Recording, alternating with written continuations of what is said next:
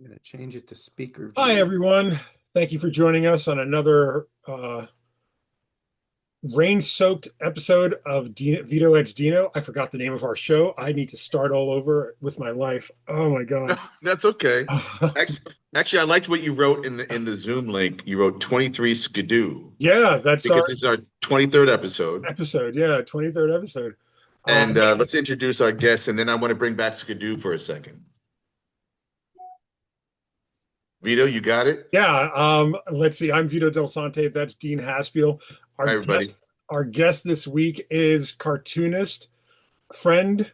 We've seen him already on the show already during our chest face episode. Mr. Bob Fingerman, thank you for joining us.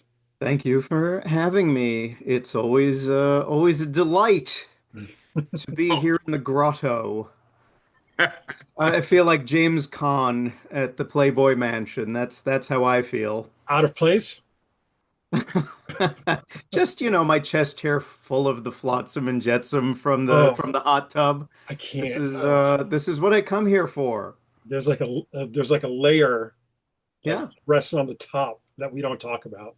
Oh, there, well. there's a scene. There's a scene in Quentin Tarantino's Once Upon a Time in Hollywood where it takes place at the Playboy Mansion, and he had to cast a whole bunch of actors playing versions of like the actors that would have been there, kind of thing. Right. And I think there was one guy who played Steve McQueen, Yeah. and I kept thinking, what would Steve McQueen would be doing at the Playboy Mansion? Because he was a guy who purposely almost said nothing. He was all about action, right? Just his behavior. And when you mentioned James Caan right now, I thought, oh, absolutely, James Caan would be at the Playboy Mansion. You know what James Caan did as a side gig, right? Bob, you know this. No, I don't. He taught cops how to fight. Oh. Isn't that weird? That's very weird.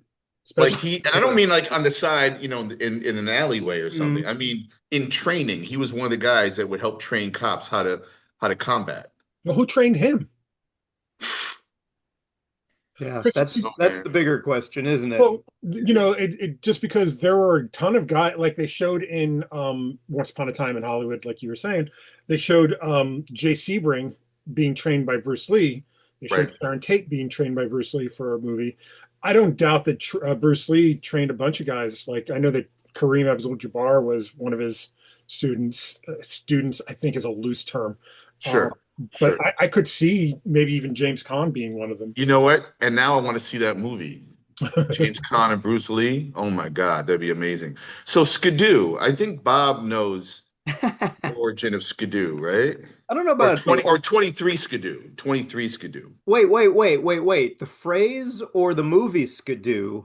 All right, so Because the Skidoo movie the movie, Skidoo is one thing, right?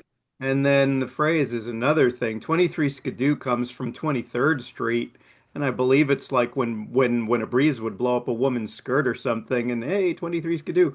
I think I could be wrong. I'm sure if you've got comments under YouTube, everyone will tell me what a moron I am. No, And well, you're almost all the way there, which was so the Flatiron Building would create right, because it's like a triangle on Right. 23rd Street. yeah, the It created wedge. like a weird wind tunnel or something. And Hmm. a gentleman during lunchtime, when they would wear hats and everything, their hats would blow off. A woman would be walking up the street, and it would hit a certain point where the wind was blowing, and their skirts would blow up into their faces or whatever, and all the gentlemen would guffaw and chuckle or whatever. But there'd be a cop, a beat cop, hanging out and his term, the shorthand was 23 Skidoo, like get out of here, kind of a thing. Hmm.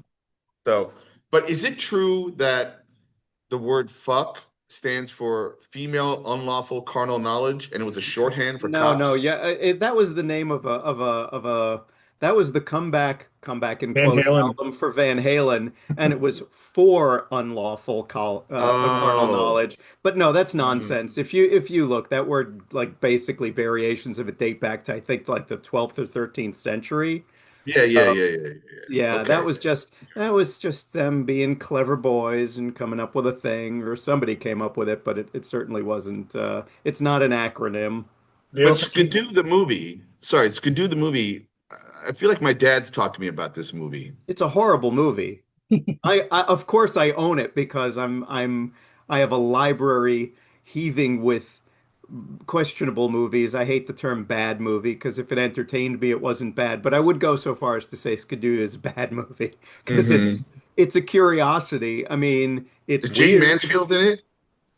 I'm not sure. I think she might be, but like Groucho Marx is in it and he plays God, and Jackie Gleason's in it as a mobster. It's one of those, what it is it's one of those movies of the late 1960s where the major studios, realizing they are losing the youth audience, tried desperately to do counterculture type movies. Right. And sometimes they were kind of successful at it, but more often they fell on their face.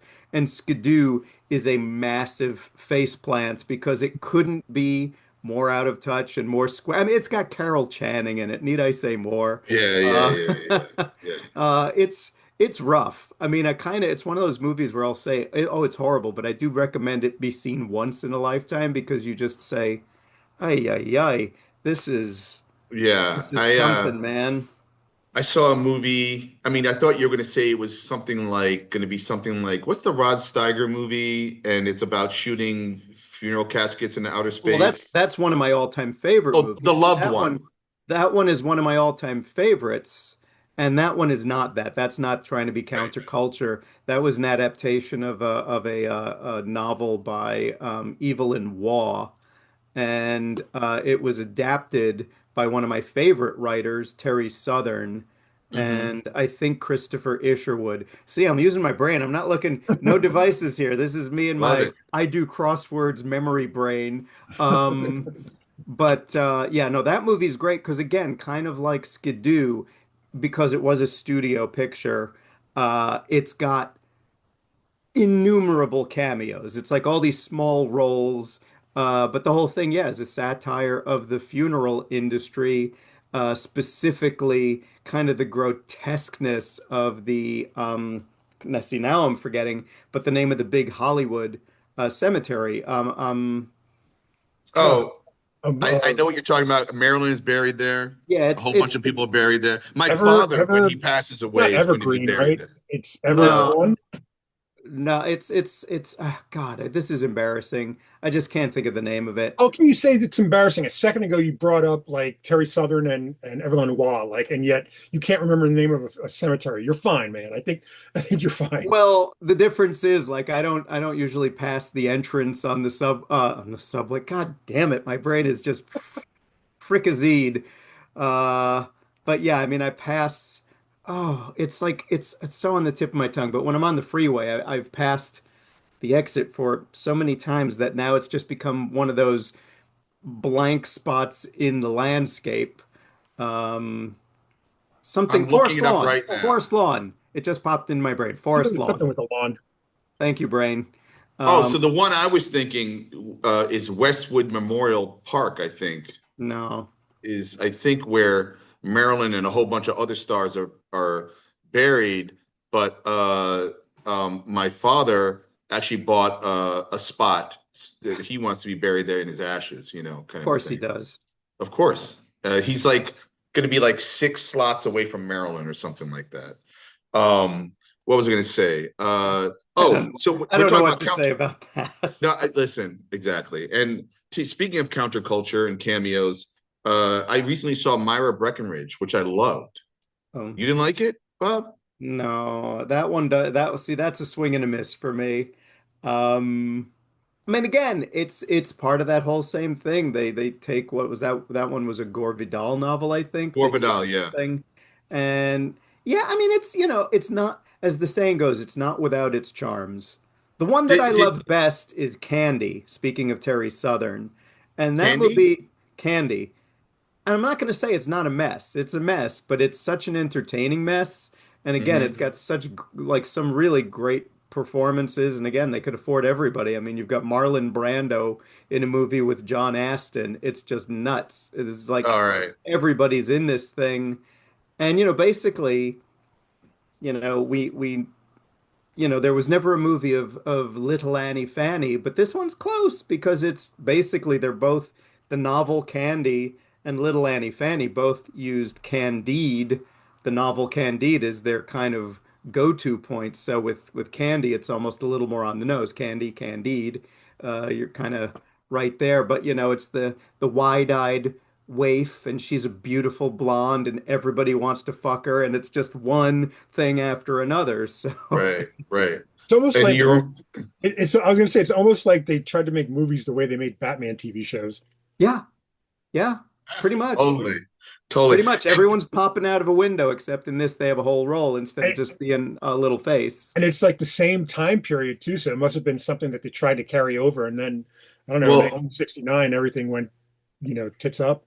well, it's funny that you say that because I just bought for cheap for like $20 all 4 seasons of the Wild Wild West because it's been popping up on my TV every Saturday, and it's kind of like a Western version of Batman Hmm. because they got weird villains, and Hmm. I think the premise was what if 007 or James Bond was in the Wild Wild West, right? Yeah. So they're gonna have James Bond villains, Hmm. and it's a lot of fun. Bob, Terry Southern, did he write Day of the Locust or No, that's Nathaniel West. oh, Nathaniel West? That's Okay, uh that's a depressing book, and that's a movie. I saw that movie. Thank goodness I saw it when I was well into adulthood. right. Have you ever seen it? I love it. But it's distressing. And It's very like distressing. And then, I don't what's want his to name do a plays spoiler for a movie that's over 50 years old, but suffice it to say, Jackie Earl Haley, who in yes. that plays a little girl, which is amazing casting. They're just like, oh, we can't find a little girl who's obnoxious enough looking. Let's just take a little boy and dress him like Shirley Temple. And he just plays the most vile child you've ever seen. And let's But just say the confrontation between Jackie Earl Haley and Donald Sutherland is so distressing that I literally my heart was going like this, and I thought, oh, that's I kept wondering, is that why they cast a boy to play the girl because what happens, right? probably, I probably. mean, Yeah, that's what people. I By the think. way, people are now probably going even darker places in their head, and it's already pretty dark. If Oh, anyone hasn't seen it, it's a pretty great movie. John Schlesinger made it, and yeah, but it's Dave the rough. Locust, right? So Mhm. and Karen Black, right? Yeah. The great Karen Black, but also I was going to say I feel like what's the movie and I can't remember the title right now where uh oh God Jennifer Lawrence, is that her name? Mother? Mother, Uh who what? mother. Mother. There is a similar kind of third act Yeah, that's scenario. rough. That's pretty rough too. That's pretty Yeah, rough too. By the yeah. way, this is I guess this is not what I was prepared to be or thinking I'd be talking about. But yeah, it's a good thing I do have a brain completely despoiled by movie trivia and that kind of nonsense. It's so weird because I feel like um, when I lived in New York as well, but when the three of us were in the same area and we would meet up, whether it be at the comic store or at a bar or something like that, conversations would devolve into this kind of like patter like immediately, and I would just sit there and like just I'd be in awe, and I still am. I'm in awe of just like the amount of information coming out of both of you. And it's just like, wait a minute, I need a scorecard. Like it's hard to Hey, keep But up. you worked at like a nerd mecca. This is I what nerds understand. do. Yeah, totally. That's the thing. Like it's not like I didn't work at Kim's Video. Do you know what I mean? Like where I feel like I would have been a little more not I would have been inundated by the same amount of material, and I would have been able to kind of maybe not keep up, but I would catch up quicker. Like I like like I love movies. I really do. Like and I always appreciated people that liked Bob used to do this thing on Facebook not too long ago where he would like just write like an entire like movie review of oh, like I still do those. They're all on my letterboxd. So if anyone wants to see me ranting and raving or I whatever, kind of want to join it, like just to see it because like I think I even mentioned to you at one point it's like you make me want to watch these movies. Like I can't remember which one it was, but yeah, maybe I'll go back to cross they're so posting or good. Like they're something. so well thought out and well presented and that's not to say that you're not like a well thought out, well presented person because you are. Like but your tastes are so curated and so like I wouldn't say eclectic, but they're just like they're perfectly pop culture for multiple references. You know what I mean? Like I don't know how else to describe it. Yeah, I mean, I'm sure there's huge gaps I'm sorry. in I'm just sorry to interrupt, genres but I'm just not interested in, but right. uh But it's funny because you're saying this, and like I found this book in the mhm swap spot area of my art studio called "I mhm Hated This Movie" by Roger Ebert, which I guess is a collection of the movies he hated, right? mhm And I'm kind of curious to read this because he was a good writer. You know, yeah, he it's amazing how much he hated that I love, and there's so many things that there were a few things he did kind of recant later, where he kind of realized, oh, my knee-jerk reaction was not really correct. But like you look at all the stuff he despised, and it's like, geez, it's like a best of film festival. yeah, Uh, totally. no disrespect to the late Roger Ebert, I hold him in high regard, but he was wrong about a lot. Is there a point? Yeah, Is there a point in your consumption of pop culture, specifically movies? Is there a point in your consumption where you just kind of? I used to watch at the movies all the time, and I Hmm used to think that their opinion was the gold standard.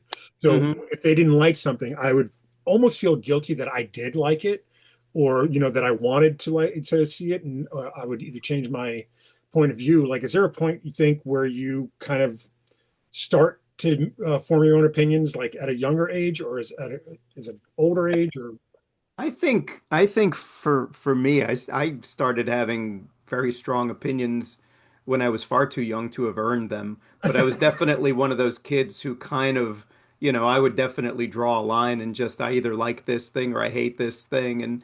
And my taste did skew, it began to skew odd probably around junior high school age. Because that's like when I started seeing, that's when you guys will remember this, but like local TV channels, they didn't show the, edited for television version of like a blockbuster. They had the weirder kind of second string titles.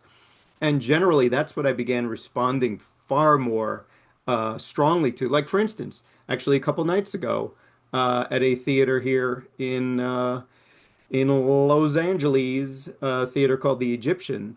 There's a thing called the American Cinematheque, and they are doing a program right now called Bleak Week.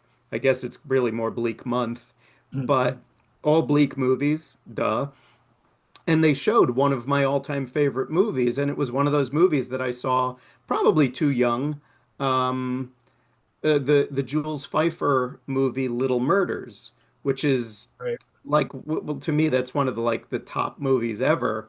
So they had a screening of it there. The writer Larry Karaszewski, who co-wrote Ed Wood and a bunch of other great movies, he and Scott Alexander are like the two guys who can do biopics that will actually be really good.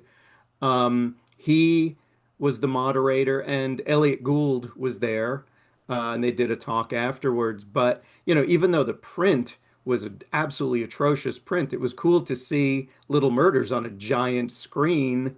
Um, but that was the kind of movie that and I'm not saying like, oh, I was so esoteric or anything. I loved Star Wars as much as the next kid, probably, more. But I also was beginning to look at the weird shit and say, oh, this talks to me on a completely different level. Because they showed weird movies like the adaptation of Eugene Ionesco's play Rhinoceros, the one with Gene Wilder, and Zero Mostel, and Karen Black. And again, I was like, I love this movie. I don't know what it means. I don't understand it, but it's making me feel a way that regular movies don't. And Candy, which I just mentioned before. Candy they showed on like Channel 5 late at night. And it was just like, what is this? I think that was the big thing. Like my brain, especially in that age when I was beginning to really formulate my own kind of, at least the beginnings of an aesthetic, I liked things that made me say, the fuck am I looking at?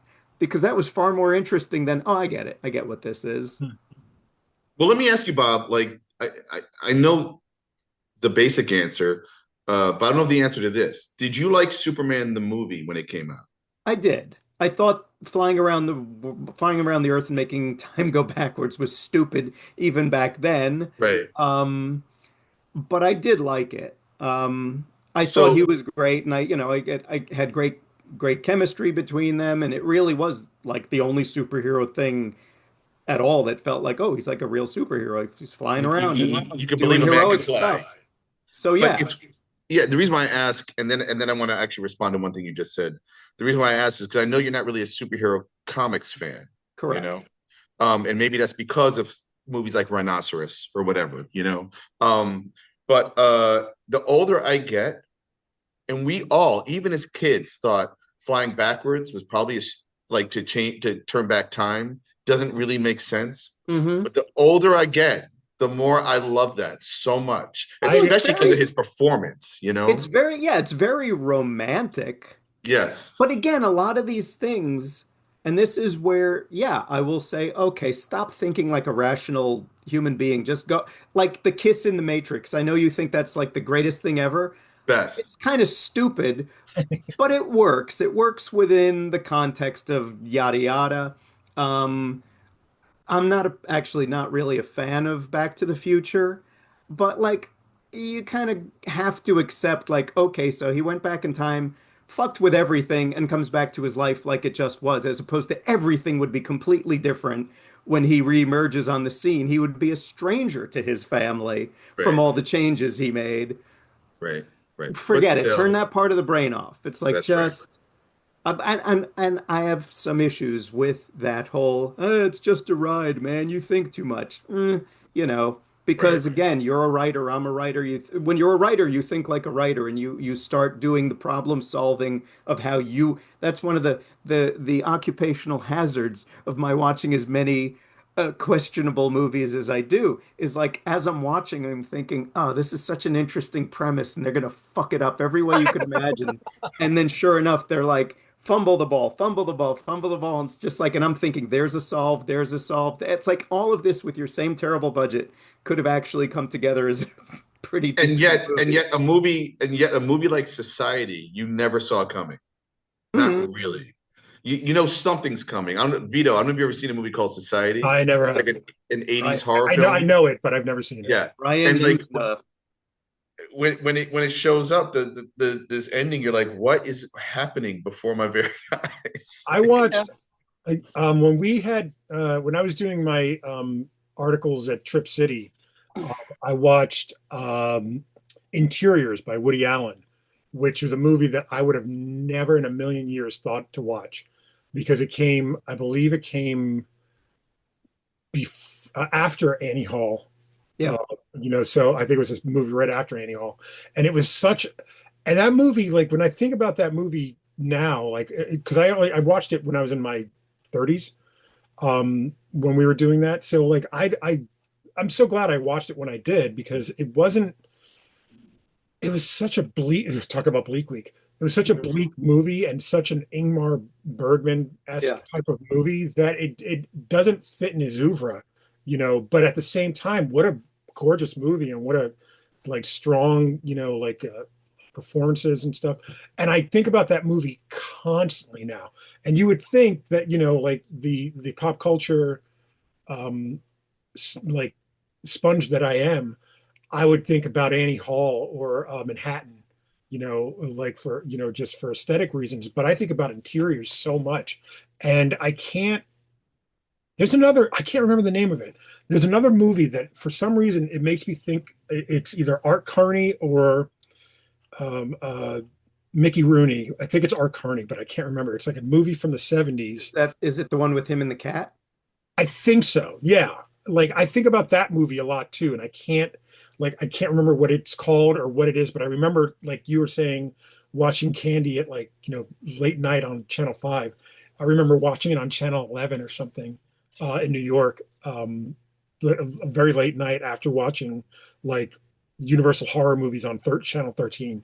Yeah. It's funny because you kind of need that to be the buffer for being open to. I've not yet seen Woody Allen's Interiors. I don't know this Art Carney movie, but recently, a couple months ago, I had this DVD forever, and I was finally like, let me just pop it in the player, and it was Scarecrow, starring Al Pacino and Gene Hackman, and Hmm. it's basically kind of like Midnight Cowboy, but in on the road, in a Wow. way. and it's such a great movie. In fact, later on, when you start to do the what the hell did I just what were people talking about this? Well, tell me more about it. And you find out it was Gene Hackman's favorite role that Hmm. he ever did. And he's an amazing, who doesn't love Gene Hackman? Even his corny ass Lex Luthor was awesome, with Ned Beatty at his side. Speaking of Superman, you Yeah. know, Poor, um, poor Gene Hackman. What a rough end. and that ending, What a awful, rough end. awful. He And deserved actually, better. Vito, did anybody die since last week? We usually Oh acknowledge my some. goodness, like a couple of people, but I think they were mostly in the music industry, and mostly like I want to say, why can't I can't think of her. This week. I I'll guess. look it up here in a second, but like I'm actually more like focused. My daughter gave me a little mini muffin, sorry. I'm more focused on this conversation about like that book that you brought up, Dean, reminds me of Patton Oswalt's book.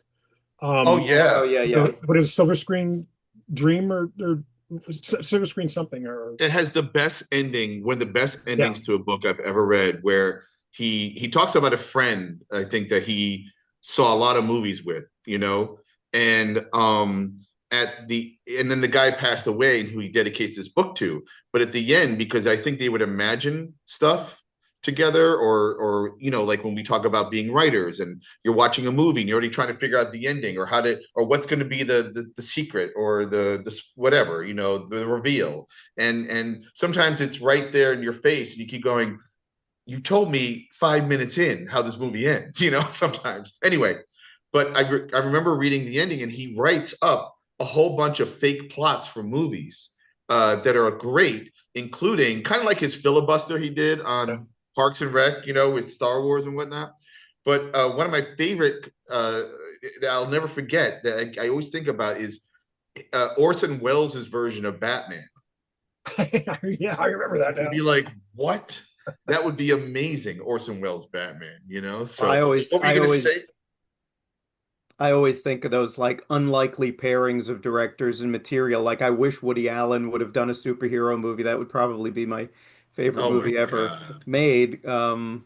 He kind of has. Like I feel like he's had superhero adjacent type characters because all he does is does the Mad Magazine version, No, of stuff, I guess He's that's a long time ago. Yeah, Um, in his early phase. But you had mentioned one of my favorite Woody Allen movies is the show's going uh to get canceled just for speaking well of his speaking well creative of output. of, no, of he's his a piece creative. of shit, but I do like his movies. Oh yeah, there you go. I mean, there. Um, what's the one with Sidney Lumet, right? Wasn't he in one of his movies, the director, who was also an actor? Am I getting it Yeah, wrong? I'm thinking. And it's basically him talking about his break. Like he made this movie and then broke up with his wife. And it's not Your Friends and Neighbors, which is a different director and movie, but Husbands and Wives. Is that a name of a? Yeah, husbands and wives, and then there's Hannah and her sisters, but I don't Yeah, know. Husbands and Wives. I think I'm thinking of. I But think also in his later years, I actually like this movie he did called Wonder Wheel. do you know? That's the Coney Island Wonder Wheels. It's basically a play. You Yeah. know. If you want to know what Woody Allen's superhero movie would be, I would say watch Midnight in Paris because it Oh, okay. involves a weird Owen Wilson time travel thing, that's not circling around the earth. By the way, I'm going to go on record right now as saying I freaking loved when Superman flew around the world. It was only when I became an adult that I realized, oh my God, that would cause so much more like devastation and destruction than it cured.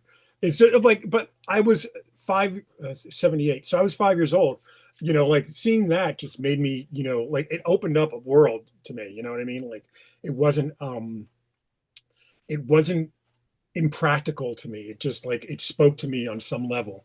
Yeah, well, see, that's where being a certain age also can make a huge difference because I was 13. So See, yeah, cynicism was already deeply steeping into my uh, depressive, angry little New York Bob personality. So, uh, you know, I was less moved by romantic, literally sweeping gestures. I was Well, just, it's crazy too because I sometimes I wonder, was that like a writer's room Hail Mary to figure out the ending? And they're like, he flies backwards and fixes time, he changes time. But then you think about the fact that I think they shot Superman 1 and 2 back to back. Right. Yeah. Like they knew they were doing two, and two is awesome. I don't think that it was a fact that they knew that they were doing two. I think they were trying to fit a bunch more stuff into one, and they had Hmm. so much left over from the cutting room that they could use it for two. And then I think Richard, it might have been Richard Lester. I don't think Donner finished two because there's a Donner cut. But I think Richard Lester, who did A Hard Day's Night, Mhm. um, did the rest of the reshoots for two. Um, but I love those movies.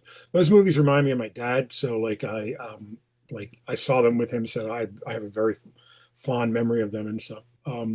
Bob, I know you love comedy, and as we were talking about, goofy movies with tons of cameos.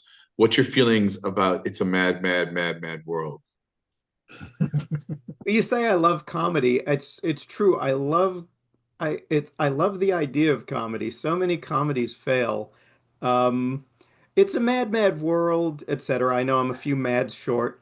Um, that one, that one, it objectively, it's not a good movie, and it's Right. far too long. I mean, talk about something that wears out its welcome. Like, did that really need? It's like well over 2 hours. Yeah, is there Um, a but I don't mean to cut into your answer, Bob, but is there a part of you that has a soft spot for things because yes. of Oh yeah, where no, there are parts of me where I mean, the thing is, it's like I'm saying this. Do I dislike the movie? It's a et cetera world. No, I own it. I have the criterion of it. Um, I have the booklet for it, but that's mainly because of Jack Davis's art, where it's like, oh God, this is one of the masterpieces of all time. Um, it's like, how they have those fan edits of Star Wars without this, the prequels without that. If some person who's a skilled editor out there could do a 90-minute cut of It's a Mad, Mm. Mad World and cut two mads out of it. Fuck it, that's how you do it. It's not four mads, it's two mads. That's how long. If somebody out there can put together a pretty coherent 90-minute version, I bet I would love it. I bet this is a great movie. This is one of the best movies. It's a little too bloated with stuff, but there's some brilliant stuff in it. I mean, there's some hilarious stuff, and there are things in it I absolutely love. There's scenes that are fantastic. The Um, Buddy Hackett fight scene where they're crashing through like a gas station walls or something. I'm like, this is insane. But then yeah. who's the guy who's crying about his mom, his mama? Oh yeah, that's the late Dick Shawn, Oh my uh, God, that's hilarious. who famously died on stage, and people thought it was a bit because he that's was one of him. the early kind of pre-Andy Kaufman sort of provocateur comedians, Wow. and I believe he died on stage. It might have been in Vegas, and people after about 5 minutes realized, oh, this isn't a bit. Oh my Dead. God. Oh my God. So, so there's Speaking of Mad, you wrote and drew original comics for Mad Magazine, and it's uh on his deathbed, basically, Um, right? well, actually, I think I can talk about this. I'm very happy to say I'm going to be contributing to the upcoming issue of Mad. So I'm back in the saddle, baby. Nice. Um, Congratulations. yeah, Mad has been kind of creeping back to having more and more new content as opposed to it just being a reprint magazine, which it was for a while there, quite a while there. But it seems like now they keep incrementally putting more new stuff in. I'm hoping that means eventually it'll be all new stuff again. Um, Is it Lukey? Lukey, what was the character's name you did oh, the I did a series? yeah, I did a serialized. It was the first and only serialized strip in Mad called Lukey and Mukey, about a kid and his clone who's made out of his snot. Um, yeah, I wish I could have continued with that, and I certainly wish I could have concluded it. That would have been nice. I feel like that's one of those things that's in my head that just kind of it's a dangling Mm, a thread that I don't think about often, but occasionally I'll think, I wish I could have at least hmm put the icing on that cake. Um, Will But they hey, let you, you think? I mean, you said you're going to do something new. Do you think that do you think it's a possibility that you could return to this serial? I highly doubt that. And I wouldn't even broach it. I'm just happy to be back because Matt is so important to me to be contributing again. This is something that a friend of mine wrote, so I'll be illustrating her script. And I haven't gotten the script yet, so I can't even do a spoiler because I don't know what I'm going to be doing. But I Right, just know I'm excited to be back in harness. right. Well, Yeah. Vito, I don't know your first encounter with Bob or his work, but I started off as a fan of minimum wage. And I guess, did I write you a letter or an email Hmm. or something? Yep. And then you agreed to meet up with me. And I believe the story was that Jessica Abel was in town. And I don't remember if she was crashing in my place when I was living on 14th Street between A and B, or was it B and C? It might have been B and C. And somehow we were going to all three meet up, and there was a club or something that she wanted to go to, and somehow I didn't make it there, but you did, and maybe we were texting each other on a cell phone or so. I can't remember now. There was some miscommunications. Hmm. You wound up going there. I felt Hmm. awful because of whatever reason I didn't go, Hmm. and then somehow we did meet up, and I don't remember necessarily that encounter, but eventually through my charm and wit, I was able to.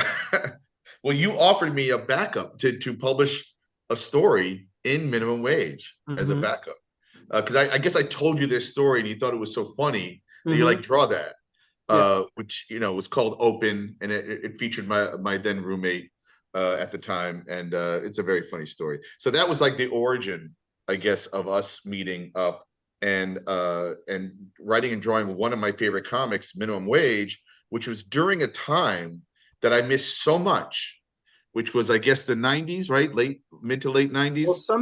somebody just pointed out to me, talk about fucking up an opportunity, because I think I've told you I want to do a complete edition of the entirety of minimum wage.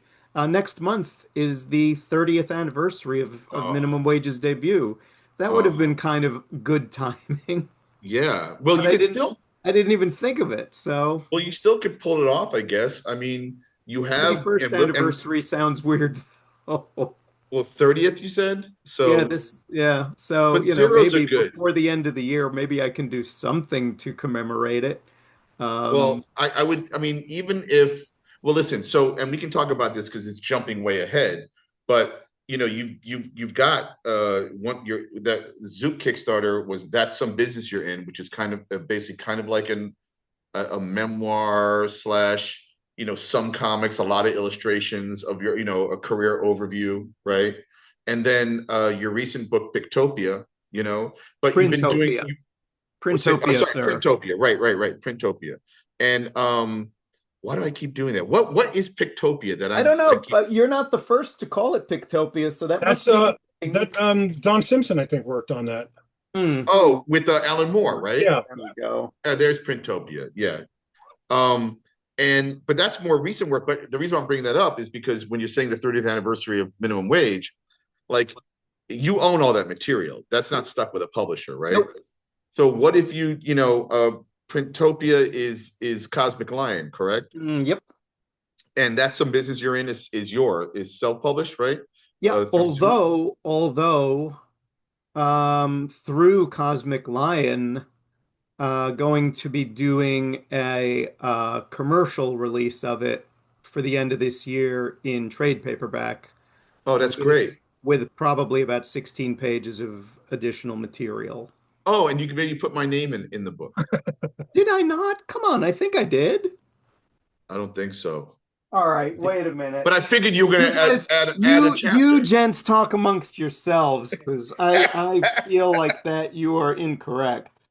All right, I actually have a question I was going to ask all of us. You That's are literally at the top of the list, Mr. wait, Crybaby. in list. It No. literally says in the acknowledgments, thanks in a vague kind of order to Valerie Brayman, Jeff Wong, John Cebollero, Joe Dater, Dean Haspiel. Literally, you're in the first paragraph. I So, appreciate that, so, but then, sir, I but I rebuke no, your taking technically, yes. umbrage. technically, but you need to write about how the minute you met me, how much I changed the way you thought and drew comics. I'm Ugh. kidding. I love Where's this zooming thing that your camera where's does. Yeah, his where's camera's all over. It's see, this needs to be like a morning zoo show with a sound effect board where I could hit the old hang up sound of click ooh. So you're just Oh my God. to I answer well, to answer your question though, Dean. I met Bob through you probably through Hamlin's. I know that I probably set up a couple of signings with Bob at mhm. the store as well. So, I'll tell you, funny enough, like I was thinking about it today. Um, my impressions of Bob when I first met him, oh my very God, this is much like like a my eulogy. no, no, no, no. My impressions were very similar to my impressions of Mike Mignola, which were like I. It's so weird. Like this is what I was thinking about. I was like, why did I always think that like Bob didn't like have time for me? You know what I mean? Or like, or didn't have time for to talk to like the lower people kind of thing. And that's not how I think of Mike Mignola. Let me just further my thought. Um, and it's because Bob was published by Fantagraphics, and I always figure that Fantagraphics is like the top echelon of cartoonists in the industry. You can say Drawn and Quarterly, you can say alternative press, top shelf, even at the time when you guys were coming in regularly. But Fantagraphics to me was like because of Gary and Eric, like they just always seem to be, you And know, Kim. yeah, yeah. Um, so I always thought that like not that Bob would have the same kind of personality as like a Robert Crumb, but not far off either, just based on the work. You know what I mean? Like there's a certain kind of uh, boldness and sexiness to the work that I just always, kind of like, oh well, like Bob's got to be, and you never were, like you never. Well, I'm glad to hear that. I mean, again, countless times I've had these conversations if I know exactly what a prickly son of a bitch I was for so many years, and I'm sure some people, their experience of me probably was catching me in the wrong mood, or whether I was having a flare-up of social anxiety, which in my case would manifest in me being a bit sharp with people. I, So, but the I'm funny glad. thing, when you put you and Dean together in the same, like when you both would walk into the store, and you had one of those episodes, or like you just didn't feel like being around people, and then you have Dean, who's just like the mayor of Jim Hanley's universe, just like glad handing everybody. It's a funny dynamic. It's like you guys were the odd couple of comics at that point. It's funny you say that because you know the term resting bitch face or whatever, Yes. right? Like Bob has a certain resting bitch face where you're like, all right, but if you just there's a workaround, you can get him. And to me sometimes, and Bob's gonna hate me for saying this, but like he's like a cross between the Pillsbury Doughboy, where you just poke him a certain way and he giggles like a little, right? Or Cheswick in One for the Cuckoo's Nest, where See Right. that he's Yeah. just this. I don't see the Cheswick thing, Yeah, you can definitely get more the Pillsbury reaction, but oh Jesus Christ, Cheswick of all people. But Oh but my but not God. really. But when you see him screaming, "I want my cigarettes," once in a while, that could be. But Bob I, was never a baby brat like that. But no, there was this internal kind of like, "fuck you," kind of yeah, feeling well, that's once in a absolutely true. Yeah. Yeah. while. Actually, how has not you don't have to answer this, but how has California changed now that you're? Haven't we had this conversation? We've had this No, I conversation. mean, okay. I'm always fearful of, it's the thing if you do a YouTube show and whatever, it's like, am I becoming that story repeaters? That's the thing, especially the older you get, you become a story repeater. And I guess if you're asked, you're not guilty of it. It's when you kind of unbidden begin telling a story and people are like, just, oh, Jesus, I've heard this one. Should I tell him or should I just let him do his spiel? But yeah, no, California it was night and day. New York. New York. I'm not going to blame everything on New York, but New York definitely, I would say, was a significant component in just how miserable I was. Hmm. Um, and the thing is, everybody would always say to me, especially people. not from New York. They're like, "Oh my God, you're like the most New York guy. You're the quintessential New York guy," which is not necessarily a compliment. And they weren't wrong, but at a certain point, it began to feel like a sentence more than a character assessment. It was like, oh God, I Mm, don't want to be a New York guy, I don't think. I mean, I can still be a New York guy, but I don't have to be in New York. That was one of those, the hmm. geography shaped and molded me. I am who I am. And, I to be a broken record, I think I'm a work in progress. There's some recidivism where I will recognize the bifurcated part of my personality and say, uh-oh, New York Bob is making a cameo. And that's usually not a very welcome development because it means I'm being a little prickly or a little rigid or a little whatever. Um, and then there's the kind of like California Bob, which is like take a moment to be grateful, remind yourself there's so many things to be grateful for. You can do your affirmations that, even in the world such as it is right now, which we're not going to talk about at all, you can Nope. still rechannel your energies to something positive. What can I do that's positive? What can I think about that's positive? What are the things in my life that are positive? That would have been a much harder hill for me to get up in New York. Because in New York, it was much more catastrophist Bob of, everything is horrible. And Jesus, why don't I just fucking die already? That that is not necessarily a healthy way to be. And it's also not a lot of fun for the people around you. Do I you am think that's a defense certain mechanism? I don't know what it was. I Hmm. don't know what it was. And it's something that's there. It's something to kind of wrestle with. Um, but I'm far more cognizant of that being a trait that I can manage. It's like manage your anxiety, manage your anger, manage your just, disappointment or this or that, or, my wife, I got married in April.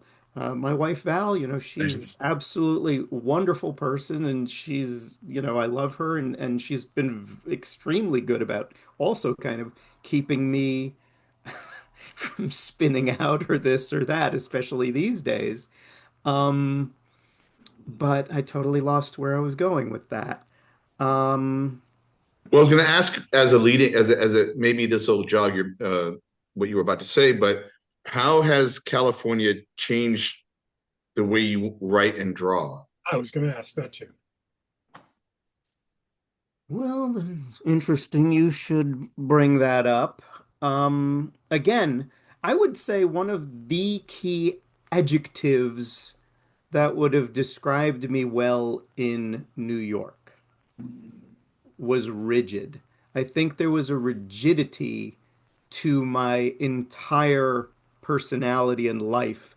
It's, oh, if it's not exactly the way I want it to be, I'm unhappy now. I'm unhappy now. And I think that kind of thing also comes through in your work and it comes through even in your, like, oh, I do this way. That's how I do things. And it's not like I wasn't experimental, but I think I'm far more prone to try different things now. Like, for instance, on my drawing table behind me, I just got a whole bunch of new pens. Like, I just ordered some pens. I used to draw with fountain pen. That's what I did the original years of minimum wage with. But they were to kind of go with exactly what I'm saying. They were a rigid nib. There was no flex to that nib. It was a very single weight line. And that's fine. That's what I wanted at that time.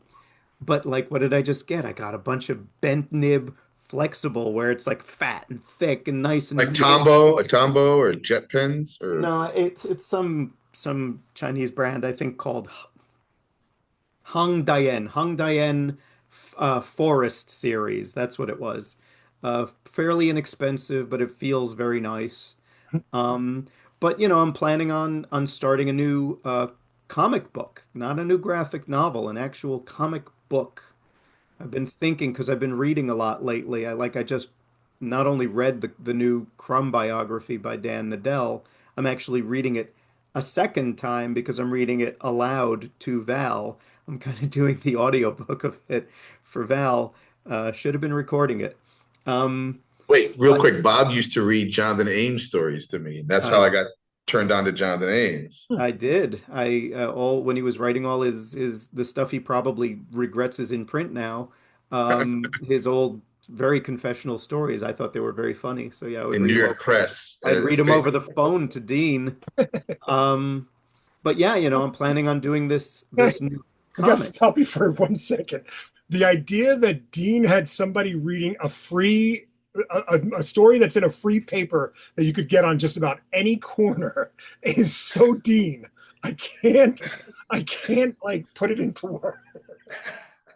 I'm not gonna knock Dean because I am sure it was because I said, "Hey, let me just read this to you."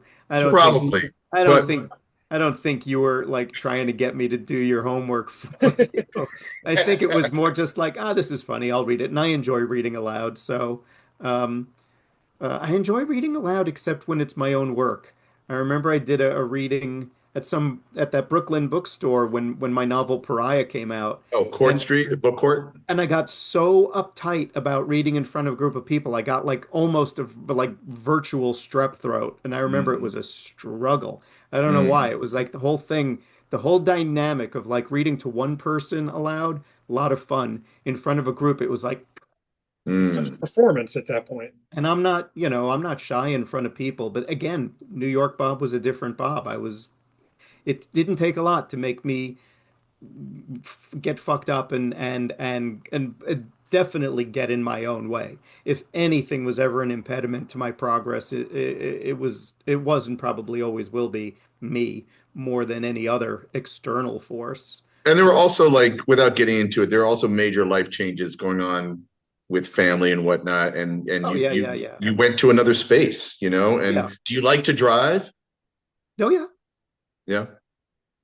Well, yeah. let me ask you, I want to ask you something that's kind of a I loaded like washing question. my car too.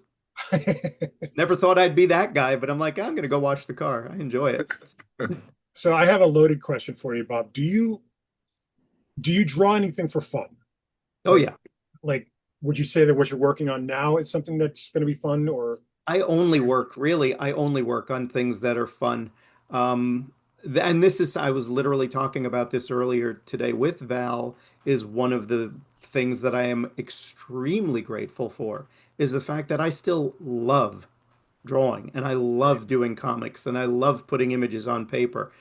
The attendant trappings of it, the business, the this, the that, the other thing, that's something entirely different. And again, it's you have to adapt. Like, do I enjoy being my own publicist? No. You have to do it. You adapt.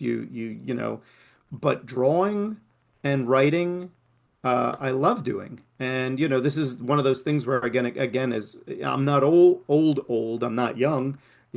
60 ain't young, but it ain't old. And today's 60 is very different than, you look at the people who were 60 30 years ago, and they all look like they're going to fall into their grave. People age differently now.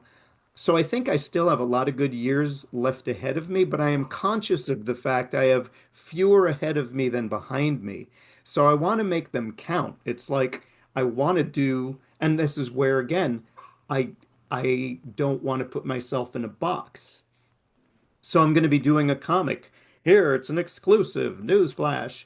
I'm going to be doing a kind of comic that I've never done before, but it's a kind that I love, which is the solo anthology title, like Eight Ball, where it's, you've got Dan Clowes, but he's got five different stories in there, and this one's very funny, and that one's kind of sad, and this one is, you know, I've never done that. I've never done something, and again, reading the Crumb biography, there's a guy who did zillions of solo anthologies where he just, I want to do this, I want to do that.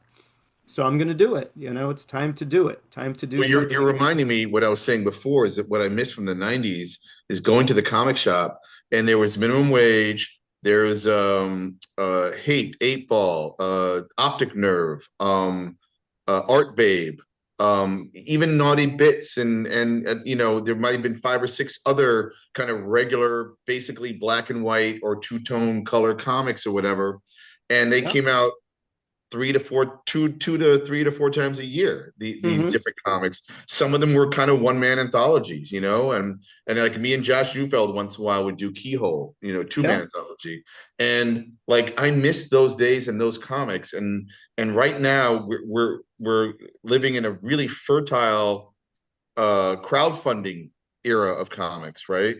Where or we have really cool small press publishers like Cosmic Lion, that is a what do you call it? A descendant from, let's say, a Top Shelf, or Hmm. alternative comics, or even Fantagraphics and Drawn and Quarterly.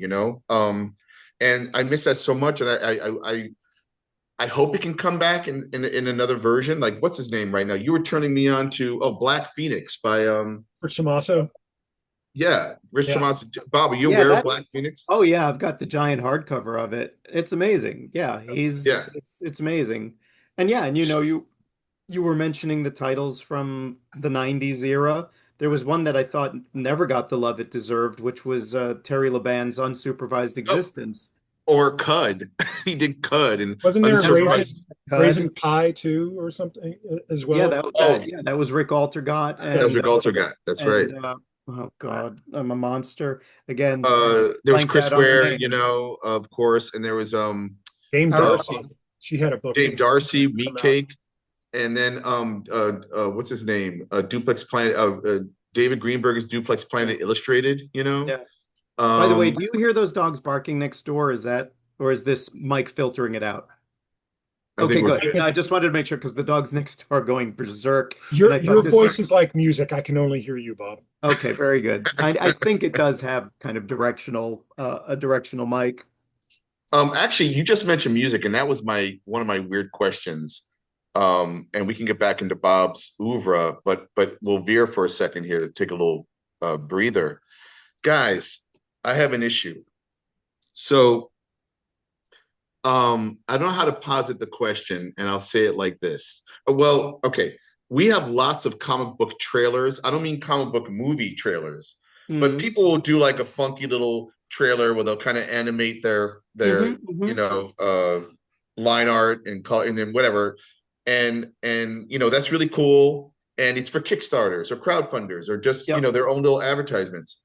Every single time, every single time it's the same kind of music to the point where I feel like, do I not belong in comics? It's Because I can't probably stand this music. I don't know what it is, and if you can send me a DM with an example, I'd appreciate it. But I have a feeling it's because it's license free and you can Right. use it on multiple platforms Well, without getting hit for a fee. absolutely, but I'm talking about the type of music. Hmm. Do you know what the type of music I'm saying is? No. What are you doing, Vito? we, It's we can't hear you. so rough. Oh, it's like bad heavy metal. Yeah. Oh, really? It's like I know Oh, exactly what rocking see, you're talking about. hard, like I guitar, like eruption type, for a comic book, man. And I'm like, every are they single comic book super ad. gnarly comics? No, I think no, it could be a memoir about navel gazing, and I still feel like Wow. somehow it just becomes a rocking hard, heavy metal, crazy ass soundtrack. And I'm like, if you were to ask me to do a soundtrack, it would not be that ever, ever. And of course, and actually, I've seen people make trailers with some of my art or whatever for whatever they're doing, and they add the rock and roll, and I'm like, that's not my sensibility ever, Not to, I'm not dissing it. But I was surprised how I feel like the sound of comics is hardcore heavy metal. It's very funny because I've used the same piece of music for two of my little videos. And it's like the exact opposite end of the spectrum. I Really? don't know if I put music on if you can hear it, probably not. But like I use this track because to me it's like I feel like it defines sort of who I am and the kind of things that I want to do. I don't know, will this play? Is that Oh, you're playing it. We can't hear it. Yeah. it's what a bummer. Oh, sorry, Well, man. Can it's a track called "Call Me" by the New Classic Singers, and it's very kind of the space age bachelor pad music. Oh, Oh I love yeah, that. I love that. And I I'm Great. love that. sorry, that's my, I like listening to metal. Hey, you know I'm a I metalhead, know you're a metalhead, which is but I why I would have thought never guessed that in a million years, by I the way. would never use it for trying to, cadge money from the public. that. I mean, to me, my sensibilities might be leaning more toward funk and soul or hip hop, or I like industrial music, like Throbbing Gristle, or Yeah, I don't know, I Art of Noise or something. I know you're always listening to Ministry. That's your real jam. Shh, don't tell anybody. But Vito, give us a song that what would Stray sound like? Um, Probably like that. No, like if you look in um, the first Stray trade, like the fourth issue, I already know what the music that Stray listens to is, and it's Queens of the Stone Age, which is That's one of my top favorite bands of all time. yeah, same. Like they're like stoner rock, I guess. So Huh. like I've actually They been just get working. better and better. Yeah, I've been working with John Engel, who runs the New Dimension Comics out here. Also, Three Rivers Comic Con, which is where I'll be this weekend. But by the time the show comes out, it'll already have passed. But John's also an accomplished musician, so we're working on like a Stray kind of soundtrack. And I told him like the sound is more like Queens of the Stone Age than anything. Oh, that's so cool. I actually just saw JG Thirlwell of Fetus. He Yeah, had a kind of a punk band, and he used to be my girlfriend Jen's landlord. So I've hung out with him, and a week or so ago I went and saw his newest project called Zordox, which is basically like synthesizer music from every 80s movie ever made, like, and it's pretty awesome. And I feel like I could lean more in that direction. And I'm friends with Moby, so I've actually used his music a couple of times in some of my trailers. Yeah, I guess I lean more toward drum and synthesizer and bass. I mean, It's rather than the guitar. this is not known to anybody that watches the show, but at one point I wanted to um, use the song "Happy Idiots" by TV on the Radio as our theme song. I like TV on the radio. I like Great. Helmet. I like a couple of like I like rock. I just like rock. I'm not a very big.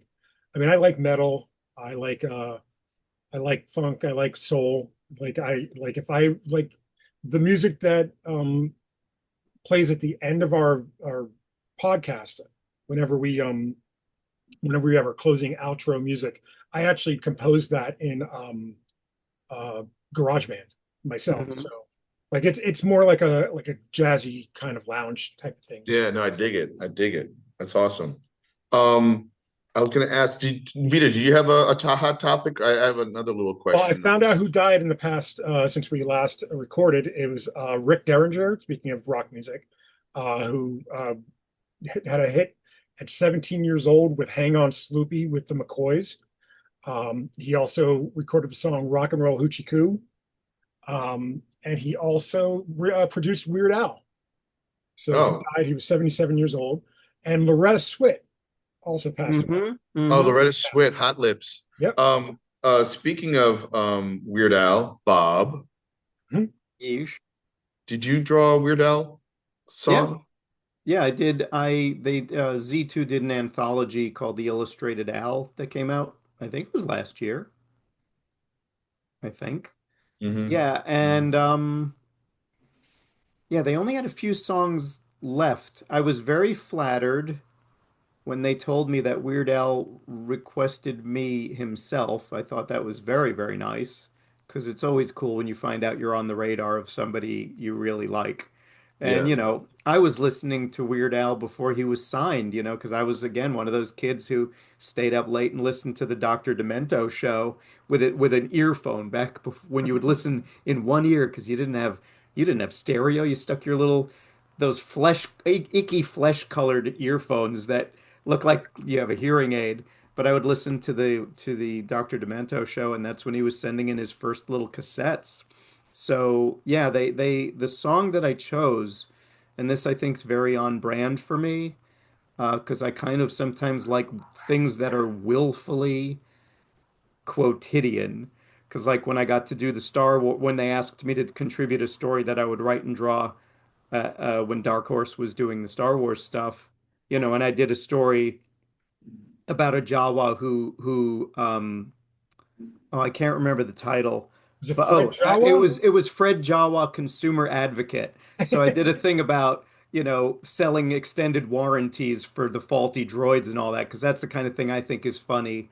And when I did the Hellboy story, I had him battling a vending machine instead of some monster, because that to me is funny. So there was a Weird Al song left called Hardware Store, which is just about the most mundane topic you could possibly imagine. And at a certain point, he just lists like all the things you can buy in a hardware store, which I did as a two-page spread of just like everything he mentions in the song as a kind of sort of bird's eye view of people shopping in this store and him going from aisle to aisle. Yeah, it That's was very great. Mad Magazine of you. Yeah, well, You know, fancy Total I, Mad that. Max. Fancy that. Speaking of quotidian, so I believe you did collaborate with Harvey Pekar when uh, Vertigo. Is that Yeah, correct?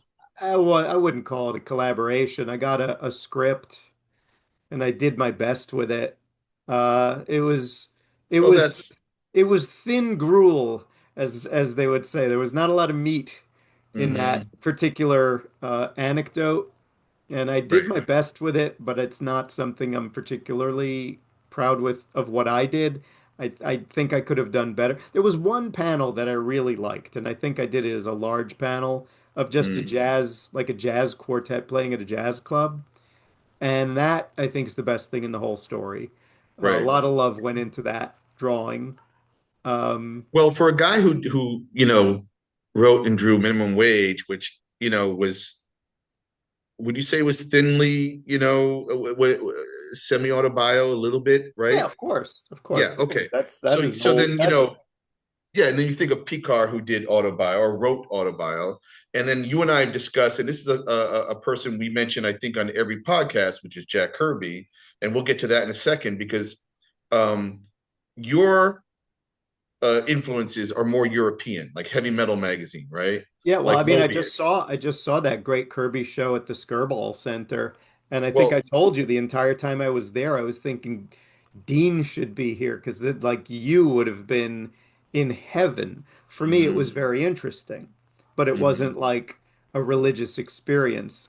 But I was mm-hmm, enjoying seeing people there for whom it was a religious experience, where they were just like, I can't believe I'm seeing the original of this or that, and mm-hmm.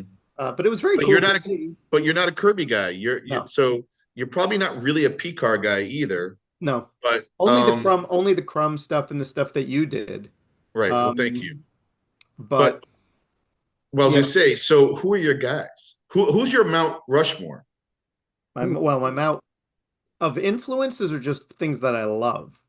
Because some of the things I love, I don't think influenced me that much because they were so different than what I do. Like Well, Mobius JG. is my absolute god.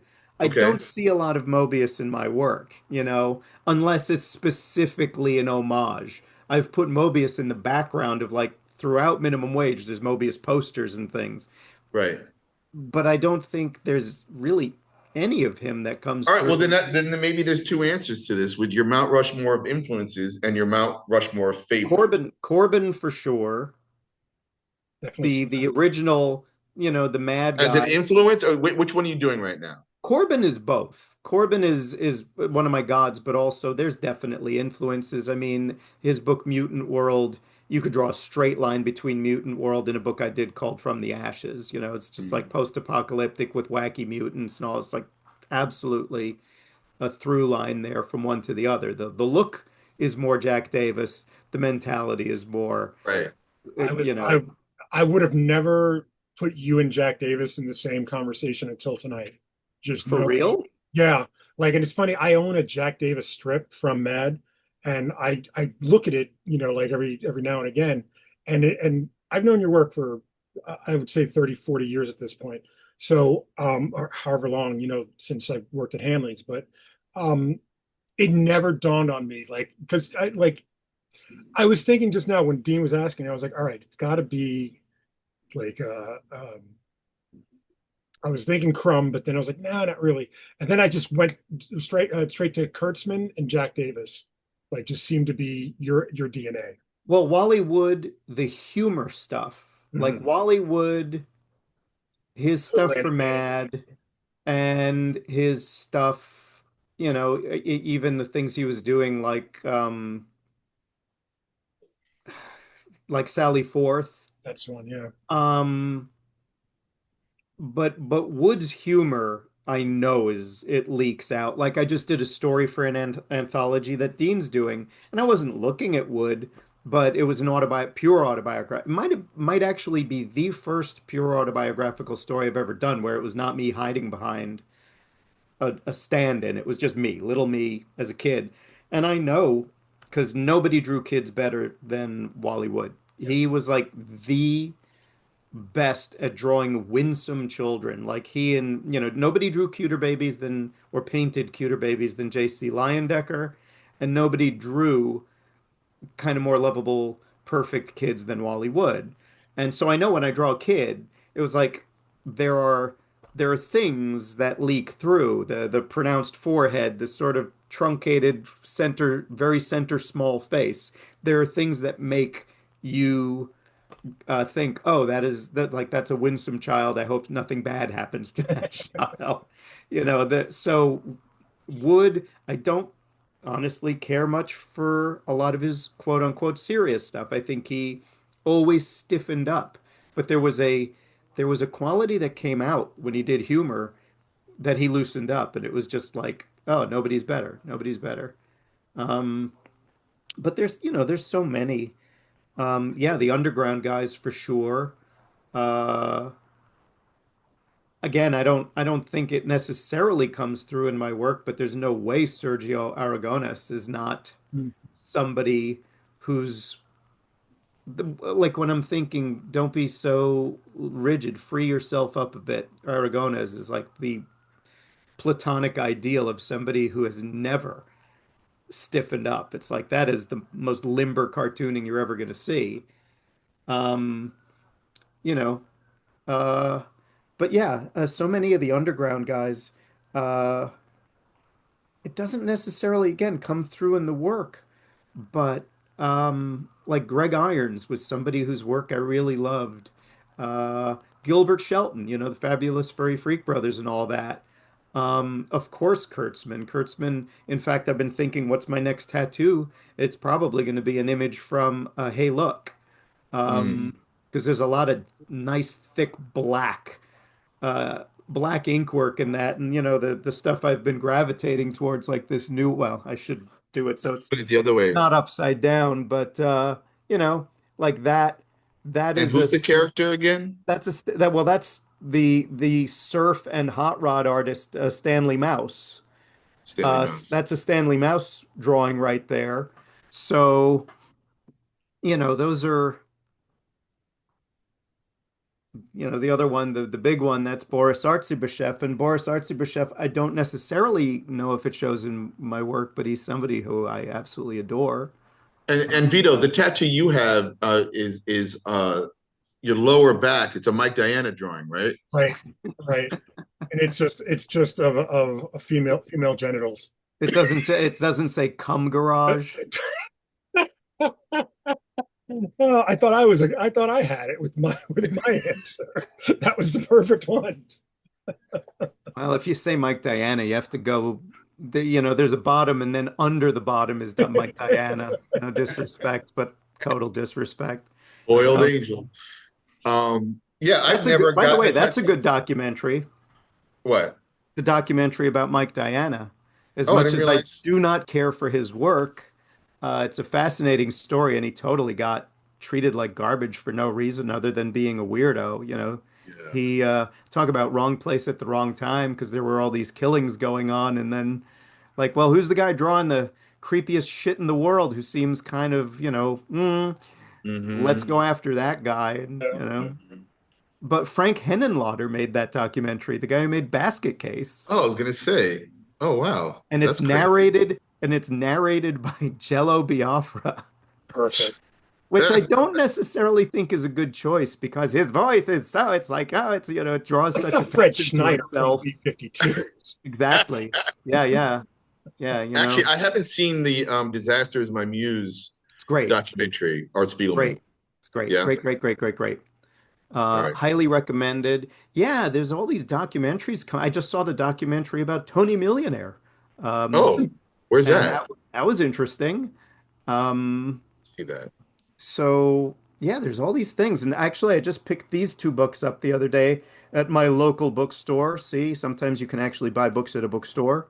And I'm fascinated, and of course, because uh, while I'm maybe not an egomaniac, I certainly admit to my narcissism. So of course I saw these books and it's a whole series and I thought, ooh, I wish they would do one about me. Hmm. But there are these little biographies, and here's a What? biography of Chester Brown, Wow. and here's a biography of Mobius. There's a whole series, and I ordered through the bookstore. There's one about Ben Catcher, What, so what is this and like? they're, Is it? they're legit Oh, biographies. wow. They're not. So yeah, so hey, anyone out there in TV land who's watching, Who's the make my publisher of that? life an Yeah, open who's the book. publisher? Yeah, who's the These are publisher? the University Press of Mississippi. That's Oh, crazy. You wow. know what they remind me of? They remind me of those 33 and the third books. Oh yeah, You know, like the music oh one. yeah, That's what they that's were. Yeah. exactly the vibe. Yeah, that's Yeah, these cool. are part Bob. of their series biographics. So Bob, And you had another bucket list thing with weren't you featured in is it Illustration magazine or what's it called? illustrators, yeah, Illustrate. illustrators. Yeah, that was yeah. I was super lucky to be there. Is this it here? No, that's not my issue. Ugh.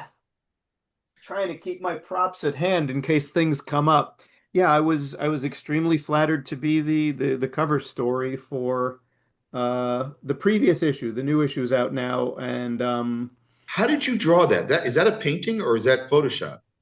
it is a traditional drawing done in pencil and then digitally painted, digitally Oh, colored. okay. Wow, that looks Let me ask you amazing. guys a question So because I feel like you both have hit some like bucket list milestones, you know, with your career. What is the? I've always thought that like for actors, the big thing would be to be on Sesame Street. I don't know why, but no, like Sesame it's a pretty good one. so, you know, like I think it's just something that like you hit the biggest audience you can, or you know, it's such a zeitgeist thing that you know it's part of your you know Yeah. growing up and part of somebody else's. I would imagine Mad Magazine is one of those. I would Oh imagine yeah. Dean doing Playboy when you did Well, the that was pretty good. I mean, the one I'm looking for, and I'm 8 years too late, and I think Bob might be a decade too late, although they still talk about older people, is what is the highest circulated magazine in America? Is well, once upon a time it was TV Guide, but that's gone. It's Uh, it's People it, Magazine. nope. it's not Reader's Digest. I don't even know if that still exists. The most circulated magazine. I assume you know the answer. Yeah, because my studio mate Whitney Matheson, the great Whitney Matheson, writes for this magazine and told me it's the highest circulated magazine. And Jugs. I want the cover from Jugs. So I'm so happy he's here. I almost wanted to say Nugget, and Bob knows what that magazine is Mm. because they had a section called the amputee corner. Oh my Uh, God. Anyway, no, the highest And circulated that's who magazine. Whitney writes for, Nugget. No, no, no, no, no. The highest circulated magazine in America is AARP. Hmm. mm, But look at Bob; he just got disappointed. mhm. I do want Yeah. I want to show you this, Well, Bob. I don't want to work for AARP. I don't care Oh, about okay, all right. I want to get interviewed by them and be the cover feature. What's that, Vito? This. that's a Queens of the Stone Age album. Yeah, I have it right here by my desk. Like it's That's a not great the last album. album, but the album before last, and then they just Yep. put out a new live one this week. But yeah, What is a song I would have heard of theirs? Yo, you would know. I mean, they did have some semi hits. Right. Uh, I mean, they sound No One familiar. Knows is probably their biggest hit from Yeah. Songs from You'd the. know it if you heard it. The Okay. second you heard the refrain, you would go, "Oh yeah, yeah, yeah, yeah, yeah, yeah." Okay. Bob, you said you saw a movie recently from 1973 that you wanted to recommend. Yeah, see, I came prepared. Uh, the movie, oh, it's so much reflection. Well, every Where time you move, there we go, Messiah of Messiah Evil. of Evil. Messiah of Evil. What a great movie. It Great was one job. of those movies I was aware of, but I didn't know anything about. And so I just watched it because a friend of mine had asked me about it. And yeah, if I were, it's interesting. The provenance of the movie is fascinating because, of course, I had to do a deep dive and research it after watching it. Um, but to give you an idea of the flavor, I think the best way to describe it would be it's H.P. Lovecraft meets David Lynch meets Carnival of Souls. Jesus. Mm, It's it's American, but it's very kind of European dream logic, and it's beautifully shot. Like mm, it's a low budget, very low budget. It was about $85,000, which even in 1971 is not a lot of money. And it was co-written and co-directed by a guy named Walter. I think it's pronounced Hike. It's H-U like C-Y-K or something like that. I'm sorry, Willard Hike.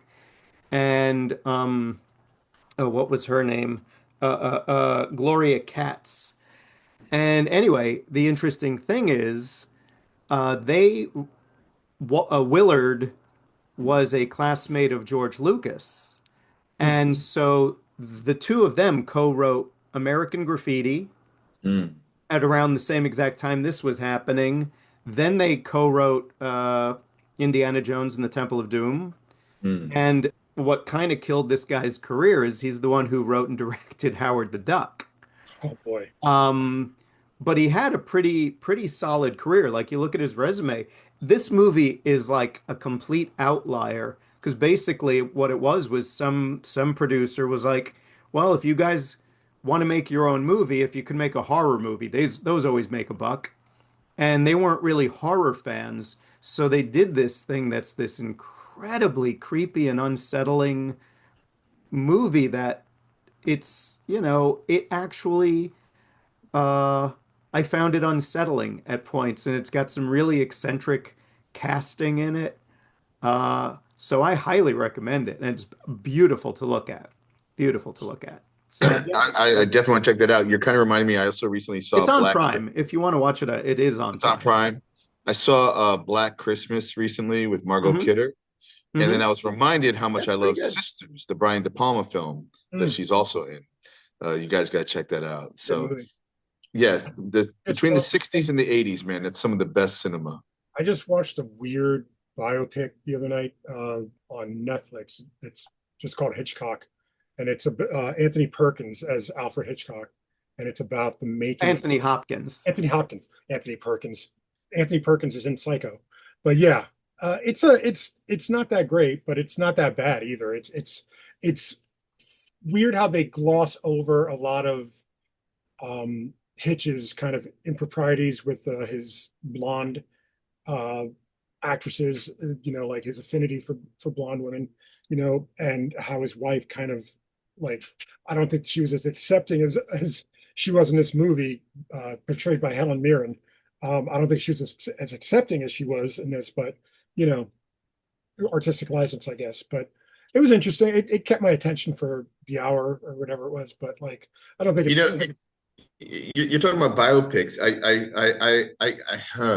How do I say this? I can't say that I'm a Bob Dylan fan because I just don't really didn't really listen to the music and the lyrics. I just didn't really listen to that stuff. There's people who are Grateful Dead fans. I don't know the Grateful Dead really. So I can appreciate that if you say he's a genius, he's a genius. But I saw the biopic, the recent one with Timothy Chalamet, Hmm. and according to the biopic, when I really picked it apart after watching the movie, I went, Bob Dylan's an asshole. Yeah. He's just or he, but at the same time, I've heard Prince was an asshole, or any genius that's brilliant but narcissistic. I'm not saying you have to be an asshole, but it seems like it comes with the territory, you There know? was a Dean, I'm right here. there was a biopic about what is her name? Edie Sedgwick Hmm. was Velvet Underground adjacent. She was involved with Bob Dylan, and like watching that one, again, you don't know how accurate a lot of these things are, but watching that, you see how much of an asshole Bob Dylan is. So it's almost like it's being kind of confirmed, like it's like confirmation bias or something. You know that maybe I'm but using the phrase wrong, but like but the weird thing is like it doesn't I don't care if he's an asshole, right? Like, okay, you're or you're a jerk, or you thought about yourself too much, and maybe that's what you needed to do to be the kind of creator that you are, right? Maybe you're just not really a people person or something. But it never, I mean, unless you're like just one of my things when I'm watching a movie or reading a story is that I kind of have to care about the protagonist if I'm going to care about the story, right? So I think it was the takeaway of that movie that he's kind of a jerk off, right? But while you're watching it, I was trying to appreciate and putting in context at the time that there wasn't music like this, that he was special, and then Joan Baez clearly was an influence and like also a brilliant person, in this context. But it's interesting to watch biopics, from actually, aren't they doing a Prince biopic with somebody they or? keep putting it off. Yeah. Oh, the kid, and then there was that 9-hour documentary that we're never going to see. Right. And then, Something. just on the other side, there was a Michael Jackson Broadway musical. So, I mean, like, there's always Oh, right, MJ or weird that whatever. there's Yeah. always like the interest of these Did you guys watch guys. the documentary about Paul Rubens? I've Oh, I'm going to. I've I heard started it's tonight. great. Funny enough. All right, then I won't say anything. It's great. All I'll say is it's great. Yeah, I Yeah, heard. I met him 4 years ago at New York Comic Con and briefly and talked to him with Whitney and took a picture of the both of them. So I guess this is I know we're going to start wrapping up soon, but here's a fun question. And I'll start it off, or I can end it. Your choice. Who would play you in your biopic? Well, I'm sure you've got some extremely insulting ideas already in mind. Like the chimp from some movie or this or that. I don't know. There's an actor. The thing is, he's older than me, but I'm just thinking, who have I been mistaken for, or rather, who people have thought I was somebody else, and more than a couple of times, people thought I was Robert Picardo, Hmm. and I love Robert Picardo. I think he's Wait, great, in what? What's but he he's done? about 15 years older than me, 10, 15 years older than me, so I think he's too old. He's mostly a TV guy. He was on China Beach, I think. He was Well, he in was also on Star Star Trek. Trek.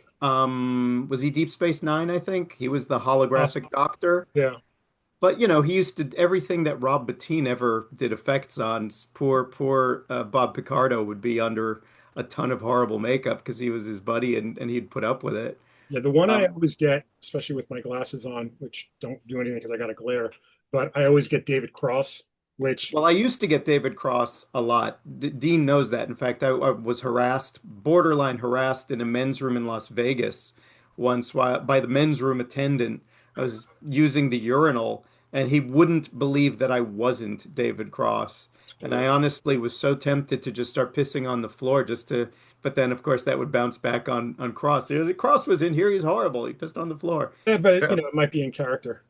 At least it's not Yeah, Andy Dick. Uh, yeah. Oh no, no, no.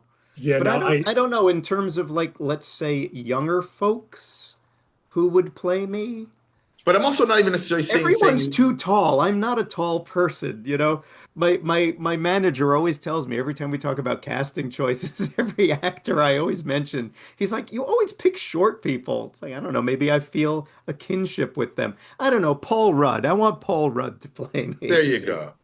Because That's good. everybody likes Paul Rudd. Come on. That's good. And Vito, who would you pick? Like, and maybe that captures a certain sensibility, right? ideally, based on some of the work that he's done, other than in Marvel movies, I really like Sebastian Stan. Yeah, he's I, great. I really like his like the Donald Trump movie. I'm dying to see, but It's great. He's great. He's very handsome. Oh, I know who else I would say for me. He's way too tall though. He might, unlike the old days where they made the actor stand on a fruit crate, they might have to dig a little ditch for him to play me. But Jay Baruchel, I really like him, and I think he would ga capture a certain nervous energy. Jay Baruchel. Yeah. yeah, Canadian actor, I believe. Yeah, you'd know him if you saw him. Did you see the movie This Is the End? Very underrated. Oh, that guy. He's like a skinny guy. Yeah, I can see that. So it's the middle of the face that you're kind of picking. But But also, I'm I was just also thinking, it's he is good at playing people who have a lot of anxiety. right, So right. I Especially in think that movie. he probably, as they say, he could capture he would have the energy, if not the appearance. Right, right.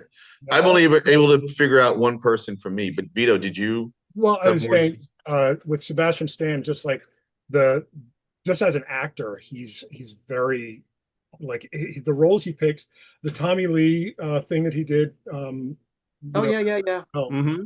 like I just think that like as an actor, like there's not much to me. He would at least make it interesting. Hmm.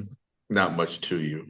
But he's See, Um, I would also accept Paul Giamatti because I'm not looking for a clone. I'm looking for someone who would capture the energy, and I think he would absolutely. capture the energy yeah. correctly. Did you see Giamatti in the recent Black Mirror? Not yet. He's great. He's He's great in great, man. everything. He's great in I everything. think he's, they always say, who's the greatest actor of your generation? I say it's Paul Giamatti. I think you're right. I adore him. I think he's wonderful. I think he also is our kind of monkey. He just enjoys the kind of stuff we like. He's a big horror nerd and a Mm. big Right. sci-fi nerd. And, I think he's great. I will Yeah, say, he's this is one of these things where it's one of those like near miss with success. I've had many of those near misses with success. And there was like for 5 hot minutes, he and his producing partner were interested in minimum wage to possibly develop it as a series, and I was supposed to have a meeting with him. And unfortunately, it was when he was doing the first season of that show. Was it called Billions or Billions? Yeah. So he was just busy. So I met with his partner, who was not nearly as enamored as uh, as he was. uh, Um, well. but so hey, even for his interest, that also will endear him to me forever. I just think he's great. Oh, he's awesome. And actually, I know I know one of the actors on Billions, Kelly Alcoyne, Mhm. and he was also on. I think he played a priest with hair because he's bald on a show about Russian spies in America. The The yeah, the Americans? The Americans. The yeah. Americans. He was also on that. The only person I could ever think of when I finally locked in, I went, "Oh, that's who should play me in a movie." Is Martin Lawrence. No, you know who I would like to see play you again? He doesn't look a damn thing like you, but I think he would capture the energy. And this is just off the top of my head, Donald Logue, Mm. Oh, interesting. I need to. another brilliant character actor, but I think he could do something with you. And the other person, you know who else? Adam Arkin. Oh, interesting. Why? To me, he seems understated, Adam. But I No? could see him playing it bigger. He's an actor. Huh. I could That's see him weird. playing it bigger. You know, All I right. if this were 19, I don't know, 76, we pulled him out of time, and like we put him in today. Um, I don't know how to say his name. The guy from 2001, Keir Dullea. Oh, Keir Dullea, yeah. Yeah, like Here, delay. yeah, I could see him. Keir Like, Dullea. What an odd and interesting choice. Wait, now I gotta look that guy you up. know why? Because I saw an article about him the other day, and I saw a young, like around circa 2001, and I was like, oh, that's kind of Deanish. All right, I gotta look these people up, man. I Well, was actually, you know who else could play Dean? And Dean, you should take this as a compliment because he is my favorite younger actor. Not young, young. He's not, he's in his, I think he's almost 40. Kyle Gallner. Kyle Gallner probably is the best actor of his generation. Um, but I could see him All right. playing you. What I happens got it when right. Bob moves to California, to Los Angeles? He just knows all these references. I don't know. Well, I knew all this in New York too. That my brain was ruined for this shit at a young age.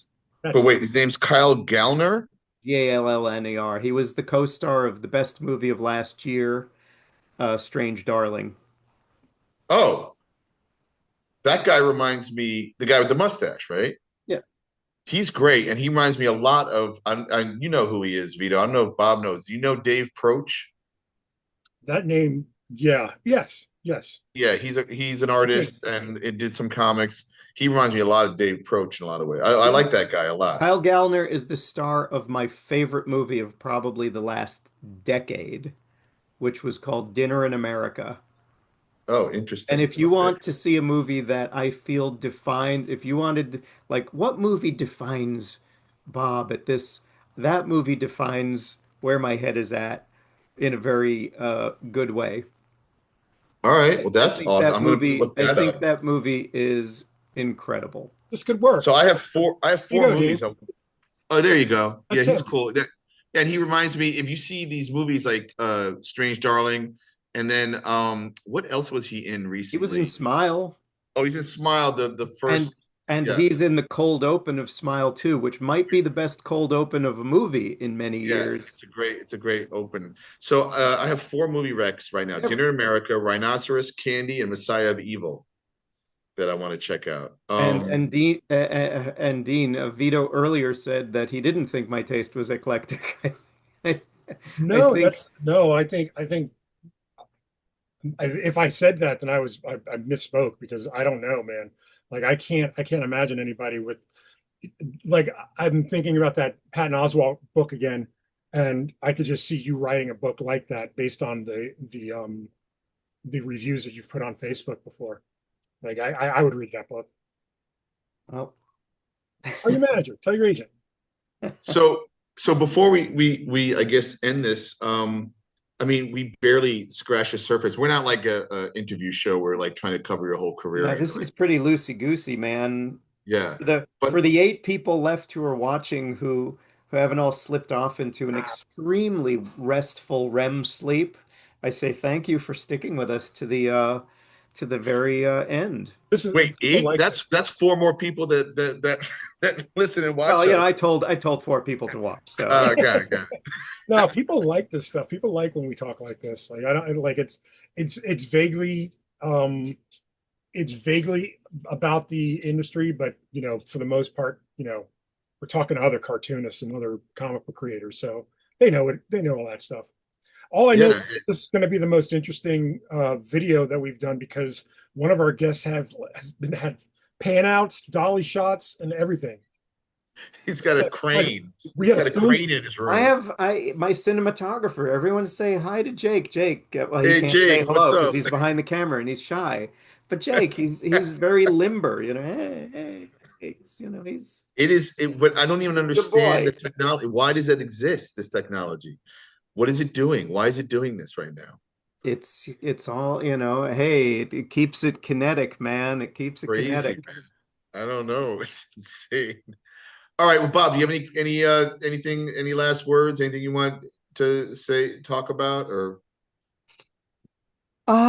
I don't know. I would highly recommend if we're gonna go out on maybe doing some of that. I would recommend people read Dan Nadel's Crumb biography, Mhm. because if you saw the documentary, it's like one of those things where to pull from Game of Thrones, you know nothing, Jon Snow.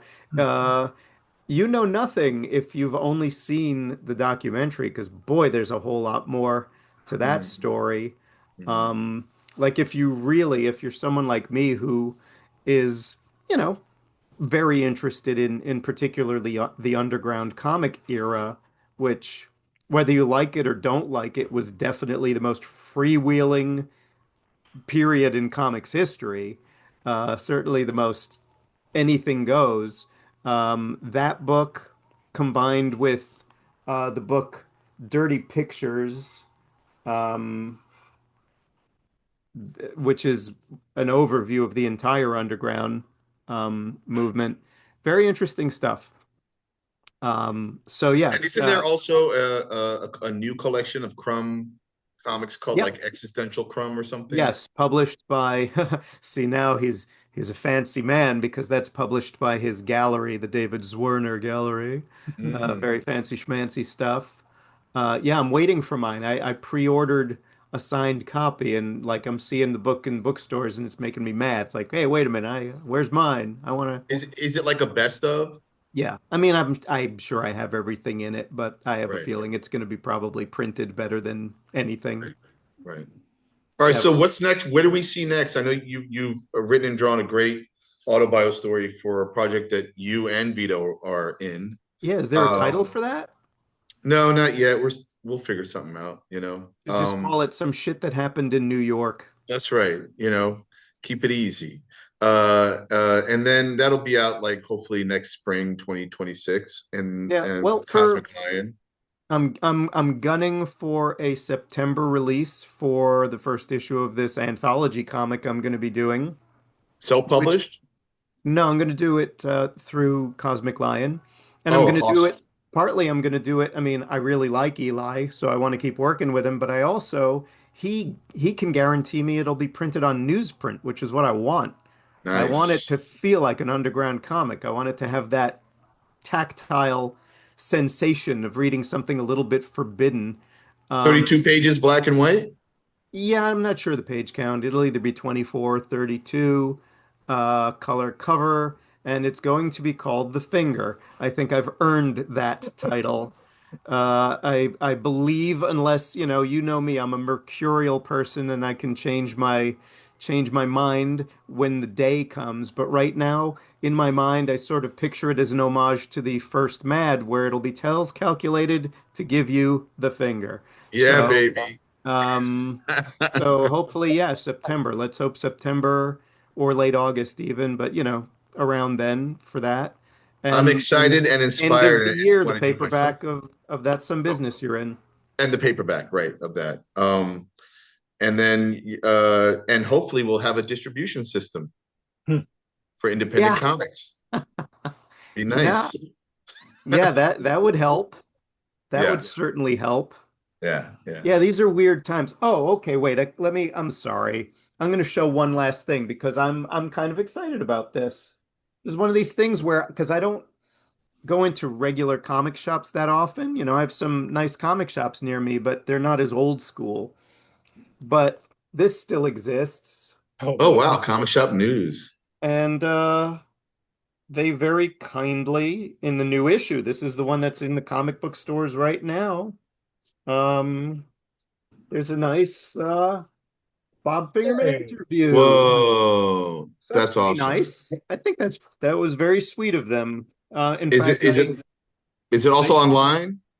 I don't know. They even did a nice plug for That's Some Business You're In. Oh, that's So great. so that was very kind of them. And I think in the next issue, this is issue 1971. By coincidence, I just watched two movies this week made in 1971. Mm. But the next issue, they have a feature called I Love My Comic Shop, where they're having artists just kind of draw something that's paying tribute. And I recommended you to them, so I hope you heard from them. Oh, Um, not yet. If you say all right. you mean me. Yes, you, Dean. because they Yeah. Don't want people recommend to me. I'm not. I can't draw draw. them.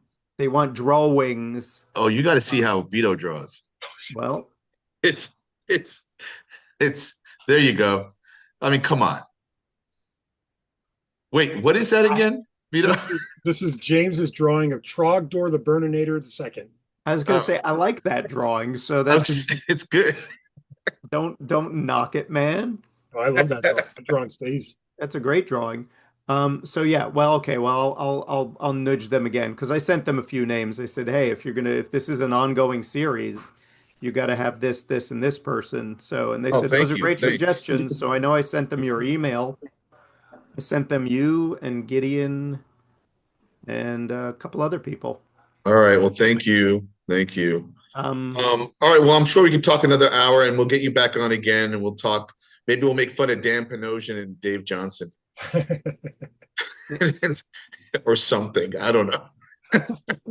Uh, Hey, if he's out there sending love to Dave because he's healing from surgery. So, I know he shaved off a part of his heel or something, right? Jeez yeah, Louise. he Man. legitimately had what the person I won't mention said he had to get out of Vietnam. But I'm going to leave it at that. Nah, that's legit. Vito, how you been doing? You I'm good? ready. I'm ready, man. Bob, I just want to say, I, as much as I enjoy talking to you, it's even better to see you in good spirits. Like I'm very happy to see you in a place where where you're not just doing well, you're thriving. Well, thank you. I was so setting myself up for a funny send-off where you said, as much as I love talking to you, I love saying goodbye even more. So. I hate to see you leave, but I love to watch you walk away. Exactly, exactly. I'm wearing my special jeans from that movie So Fine with the see-through pockets, but that's only for my OnlyFans. So Oh boy. All right, Bob. Before we say goodbye, I do want to say I am wearing my ally shirt because it is Pride Month. Happy Pride Month, everybody.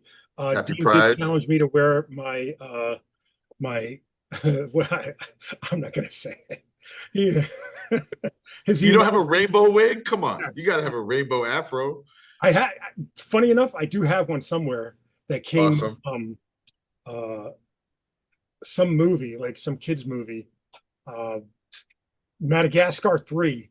There was a rainbow afro that came with Madagascar 3, and we used to wear it all the time to entertain Sadie when she was a baby. So I have That's one hilarious. somewhere. Awesome. Awesome. There you go, Oh, and everybody. Bob, if you don't, I don't know if you know this, Bob, but Vito is recording from uh his bathroom. Yes, That is an office that's also a bathroom. yes, and we must flush you down the But drain. before we flush him, Bob is wearing a shirt that says "Thus of which in pink. What is that? there are only three of these t-shirts because I made them or had them Ah, made. And they were for I'll do another plug for I've plugged them before, but my favorite podcast is 372 Pages We'll Never Get Back, which is a funny book club podcast where they do deep dives on bad books. It's kind of like it's the guys who well, one of them used to do Mystery Science Theater, Mike Nelson, and now he does Riff Tracks, and so it's Mike and Connor Listoka, and they do very deep dives on some very questionable books. And this was a quote that came up over and over again in a book called Caleb's Dream, thus of which is not a phrase that anyone has ever used. So I had to make a T-shirt for the three of us. Uh, yeah, that's love it, that's the deepest of deep cuts. love it, love All it. right, Dean, you ready to flush? Do it. All right, here we go. Get out of here, Bob. All right, folks. Thank you, Bob Fingerman, for joining us.